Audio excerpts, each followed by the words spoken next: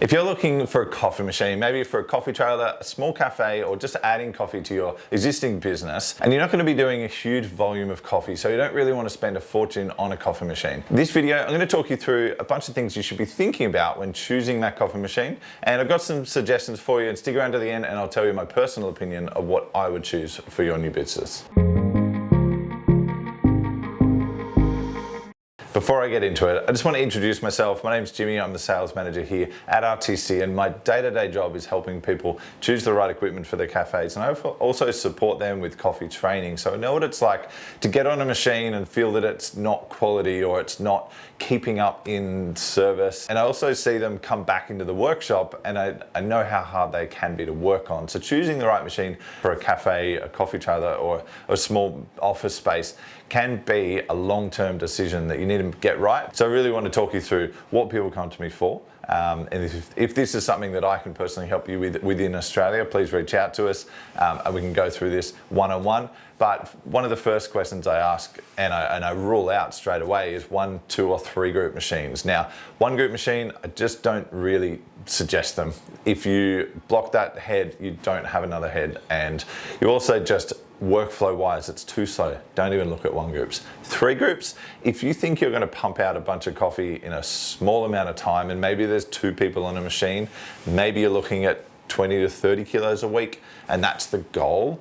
Yes, you can look at a 3-group machine because you're going to need the extra steam pressure, 2 people on the machine.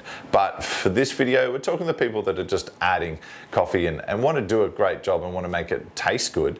But a 2-group machine is going to be plenty for you. There is plenty of steam pressure, good workflow on a 2-group, so let's stick to the 2-group machine. The next question is power. You might be looking at a 3-group, but if you're in a coffee trailer and you don't have 25 amps or maybe 32 amps or even 20 amps, it's like a standard 3-group Lamazocco is 32 amps. Something like the Rocket Boxer 3-group is 25 amps.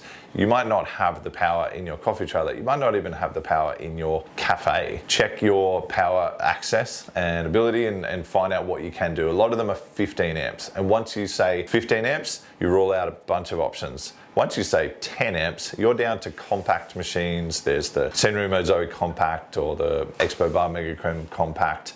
And those machines serve a great purpose, but they are much smaller and the recovery time is going to be a lot slower. And maybe you do need to look at a compact machine if you just want to plug it into a PowerPoint, standard PowerPoint, and not get an electrician in to upgrade your power. But for this, because I do want to be able to do, a bunch of coffees in a shorter amount of time if I can, I kind of want 15 amps of power, even better if I've got 20. The difference between 15 and 20 is really just being able to go back to back to back, and what you lose is a bit of steam pressure and consistency in your shot times. So I've been pretty impressed with running 15 amp machines. They're a bit easier to install or just to set up your power wise. So don't be too afraid of a 15 amp, and especially if you've got a coffee trailer and you need that extra power out of your generator, stick to the 15. But we've got a 2-group 15 or 20 amp machine, and one machine that is in this space that I wanted to focus on today because I think it ticks a lot of the boxes that I'm looking for is the Rocket Boxer coffee machine. Now this machine's been out a long time. It's made in Milan, Italy.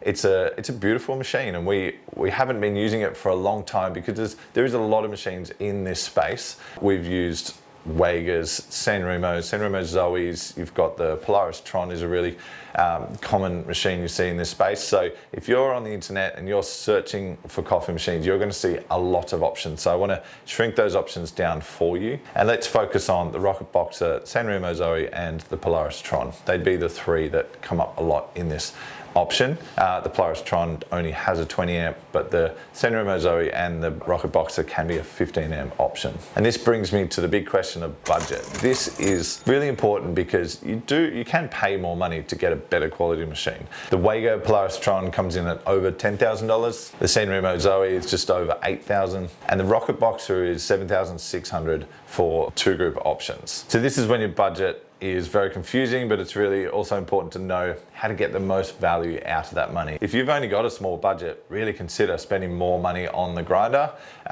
So it's really important to have a good setup with a good grinder, maybe an auto temp, and other things are going to help you. So remember, don't spend all of your money on the coffee machine, because the grinder is actually going to do most of the work for you. So the next thing you think about with coffee machines is recovery time. And this comes back to the size of the boiler. Now, one thing I love about the Rocket Boxer, it's actually got a really big 13.2 litre boiler, as opposed to the Tron, the Wagatron, which has a 12 litre boiler, or the Sanremo Zoe actually has a 10 litre boiler. So this big boiler is really important because of consistency. Now, if you're someone that wants to nail your shots back to back, and you don't want to see inconsistencies in shot times, then you should be looking at a dual boiler machine. It's going to have a PID controller, that's going to have a dedicated brew boiler, and you're not going to be affecting your extractions by steam pressure. A heat exchange does have one boiler that helps with the brew temperatures and the steam, and there is going to be some flexibility that you're going to need in your extractions.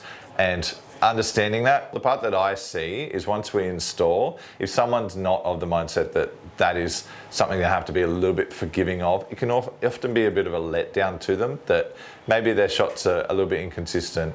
But you'd also want to make sure that you get a good grinder and you have good technique. It's not just about the coffee machine and the temperature of the water. There's so many other things that go into it. But if you're that kind of person that wants to nail that, I'd be looking at a dual boiler machine, but they're twice the price. So now we're talking budget. So we want to make sure that we're getting our money's worth, and I'm still really happy with the flavor of coffee that I can get out of these heat exchange machines. Now we've got to think about quality. When you're spending your hard-earned money, we want to make sure that that is going to last you a long time.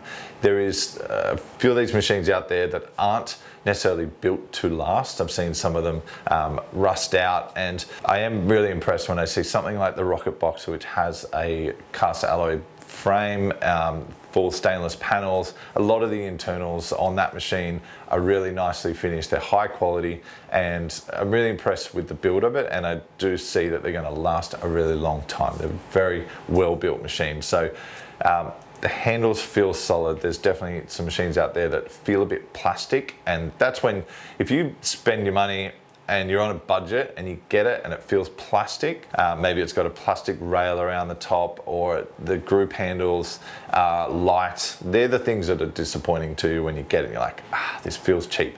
I will say the Rocket Boxer doesn't feel cheap. I think it's probably the one machine in this space that feels like it's actually more like the dual boiler machines and more like the higher end machines, just as far as it being solid. The drip tray is solid, like it all clips together nicely. Everything feels firm. The buttons are nice to push on. So there's a lot of kind of just things there that feel nice, and that you'd be surprised how much of a difference that makes when you're buying something on a budget, to know that you've got some quality build out of it. And that leads me to aesthetics. Like I said, if you want a big fancy 3-group machine on your bench, that's great, you can do that. If you want something like the Sanremo Zoe, which is the tall machine, is quite an impressive machine, high group heads, and that might suit you if you're doing a lot of 16-ounce cups. You can fit 12 to 16s under all of these machines, or you can find other ways to catch those shots. But I would say aesthetically, some people love the neon lights on the Tron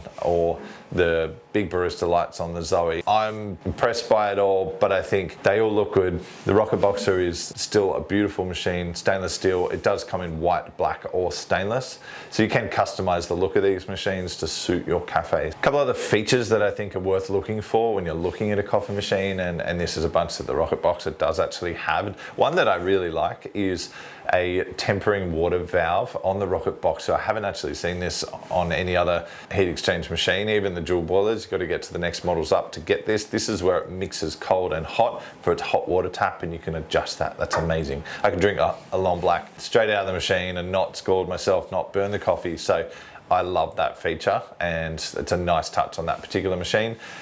Shot timers is a must for me. I wouldn't even be looking at a coffee machine without shot timers. These machines do all have an auto backflush cycle, so you're not standing there clicking on and off. That is something that will actually slow you down at the end of the day, and you might not clean your machine as well as you should. Cool touch steam wands is something that is a nice little feature, especially for these machines when you're working with amateur baristas, you haven't made a lot of coffee, and you can find that people will burn themselves a lot. So cool touch steam wands is a nice touch to look for. Obviously these are volumetric machines. They've got buttons on them. We can program those buttons so we're not manually pulling shots. I will say a lot of these machines only come with 18-gram baskets. The handles are nice and you can just swap out the handles, but our recipe at 22.5 calls for a 21-gram basket. So I would say upgrading the baskets at least, but you can also upgrade the handles on any machine and make them feel a little bit more customized. So that's a little feature I would do as well. And the footprint of these machines, you can get a compact one if you've got a small space. We're looking at these two groups and they're pretty reasonable. They sit the same as say a Lamazocco Classic. They still look big enough a commercial machine like the Rocket Boxer still sits on a bench nicely, but it's a bit of a low profile, and which is great if you're trying to talk to customers over the top of it, or you don't have a lot of space, maybe there's shelving above. So I love the size and the shape of the Rocket Boxer. It's going to fit and suit any cafe space. And lastly, it's serviceability. Now these machines, they will break down. All machines have their moments, and you want to be able to swap things out easily, quickly, find a technician that can work with that. So when you're looking at coffee machines, don't choose the random machines. Don't pick machines that you think look really cool, they're super unique. That's great, but it's also going to be quite hard for you long term, either to resell it or just find the parts. So serviceability is really important. You want the technician to be able to open that machine, have the parts on them, quickly be able to access things. That is one thing about the Rocket Boxer, is it has its flow meters. You can lift up the drip tray and access a lot under there as well. I will say in this machine, it doesn't have isolator switches, so you do need to pretty well turn the machine off to be able to work on it. But the parts are quite easy to work with, and they're very similar to some of the top brands as far as how they work. The steam taps and the steam wands are, they feel solid and they'd be easy to replace as well. So serviceability is a factor you need to think about when you're choosing your next coffee machine. So what would I personally do? I would save some money for a good grinder. First and foremost, let's make sure that we do have, 3K for a good grinder like the Amphem range. And then I'd be looking at something like the Rocket Boxer. It really is a great budget machine. The build quality is amazing, and it is on that lower scale of the budget, and I think it's got all the features that I'm looking for. So that's going to be the machine that I'm comfortably going to do 1 kilo up to 20 kilos a week. Maybe if I start to look at doing some higher volume, I might have to look at dual boiler machines, but we don't need to blow the budget out. We don't need to spend tens of thousands of dollars on these specialty coffee machines that really need an experienced barista to drive them.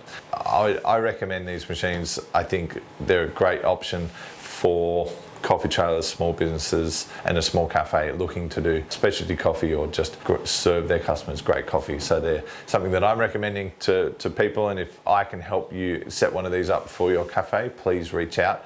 I'll be happy to help you, and the team can help you find the equipment that's suitable for you and help organise installs within Australia. So please reach out to us. What do you think of the machines in this range? Am I wrong? Let me know in the comments below. I'd love to know your thoughts on the Rocket Box, the San Remo range, the Wega range. What else am I missing? What other heat exchange machines do you think work within this space? Or have you had experience as a barista or a cafe owner that you would recommend something else or any other equipment? So I'd love to hear them.